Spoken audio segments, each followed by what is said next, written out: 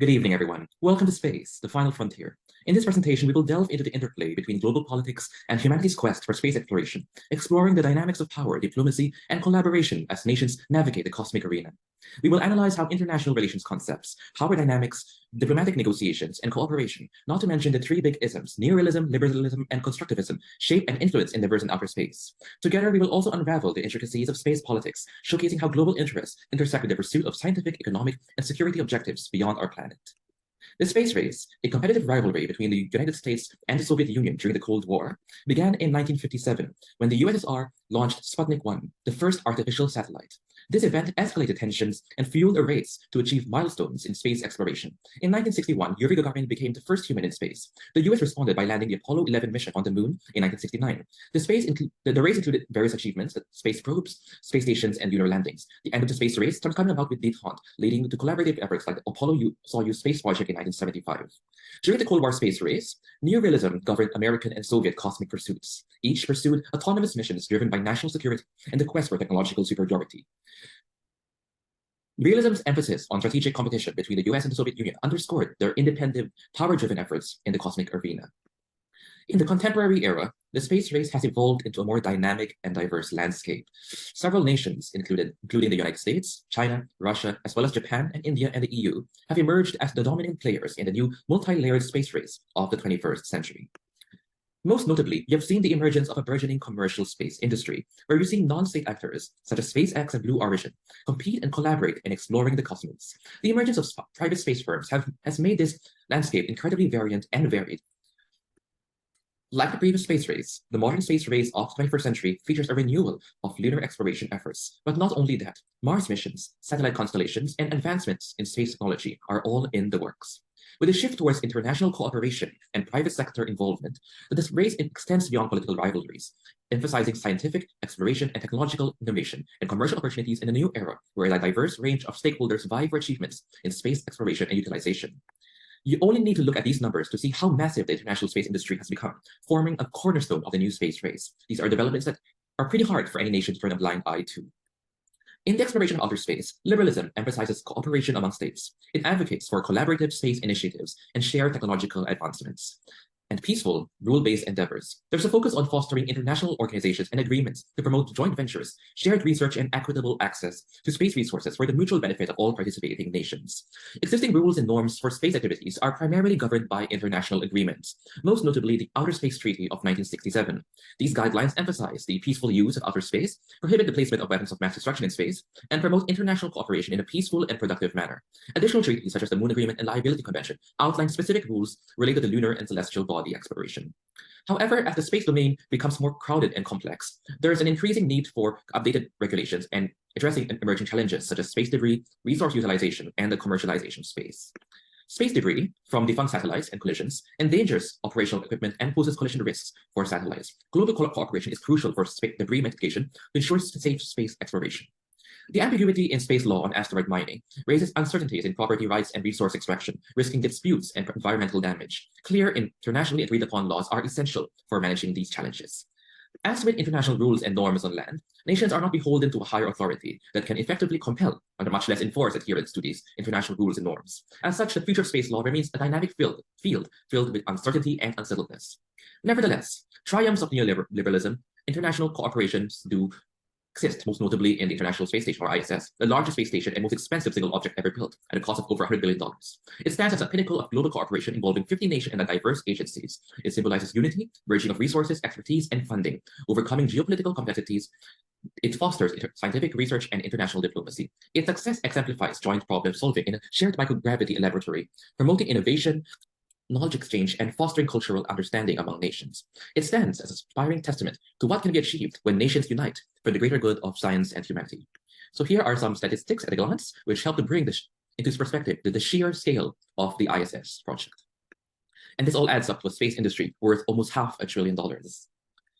However, in recent years, a competitor to the ISS has emerged in the form of China's Tiangong space station. The Tiangong space station is China's modular space laboratory, part of a long-term plan for a permanent presence in space. It consists of modules launched and assembled in space, serving scientific research and space exploration. With its deployment, China enters the league of countries with established space stations and serves as a fitting segue into our next section on great power rivalries. So the space race emerging from great power rivalries between the US and USSR during the Cold War and between the US and China in recent times represent distinct yet interconnected narratives in the annals of space exploration. During the Cold War, the US-Soviet space race was deeply steeped in ideological competition, primarily propelled by neoliberalist tendencies. Both superpowers engaged in autonomous space missions, fueled by national security and technological supremacy. This power-driven competition saw notable achievements such as those mentioned previously. In contemporary times, the rivalry between the US and China has spurred a new era of space competition. Unlike the ideological divide of the Cold War, this competition is framed by a combination of neoliberalist and liberalist motivations. China's ascension in space exploration with missions like lunar landings and a burgeoning space station reflects a blend of strategic autonomy and increased cooperation. The US-China competition, while embracing elements of autonomy and power pursuit akin to the Cold War, also witnesses growing prospects for cooperative ventures and shared technological advancements, underscoring a blend of competition and collaboration. This has been largely seen in public-private partnerships in the US, such as between NASA and SpaceX, as you can see here. Due to a difference in political ideologies, the US and China have displayed a general sense of antagonism against each other, preventing any sort of US-China collaboration, even in outer space affairs. Such a sense of distrust can be seen in the Wolf Agreement, which was enacted to address national security concerns, and it aimed to prevent the transfer of technology that could enhance China's space program, believed to pose a threat to US interests. Constructivism in outer space affairs argues that the creation and maintenance of space-related norms, agreements, and shared meanings influence state behavior, cooperation, and competition in space exploration and utilization. It considers how shared beliefs, values, and understandings between spacefaring nations help to foster development and regulation of space activities. JFK's "We Choose to Go to the Moon" speech serves as a classic example demonstrating the application of constructivism in outer space affairs. This speech, delivered at Rice University in 1962, aimed to galvanize the American public and set a global precedent by declaring a national goal of landing a man on the moon. The rhetoric and vision put forth in this speech helped share a shared understanding, setting the stone for the norms and values surrounding the peaceful exploration of space. So JFK's moon speech is emblematic of the notion of American exceptionalism. By setting the ambitious goal of landing a man on the moon, President Kennedy expressed America's capability to achieve what was perceived as an extraordinary and unparalleled feat. This declaration reinforced the idea of American exceptionalism in the space race, showcasing the nation's technological prowess, innovative spirit, and its leadership in global affairs.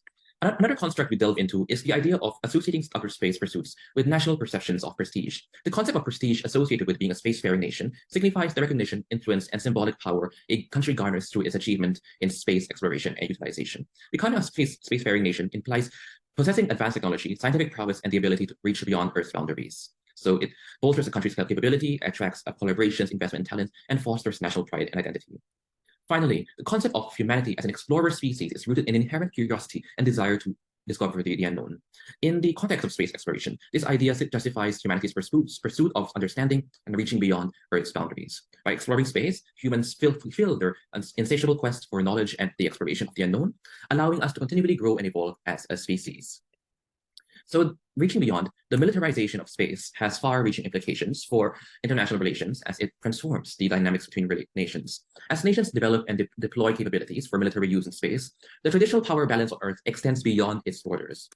Intercontinental ballistic missiles, or ICBMs, play a significant role in the militarization of space, serving as powerful nuclear weapons, often nuclear, capable of reaching targets across continents, often traveling through low Earth orbit to do so. This only challenges existing norms and international agreements, but also alters the threat landscape among global powers on Earth.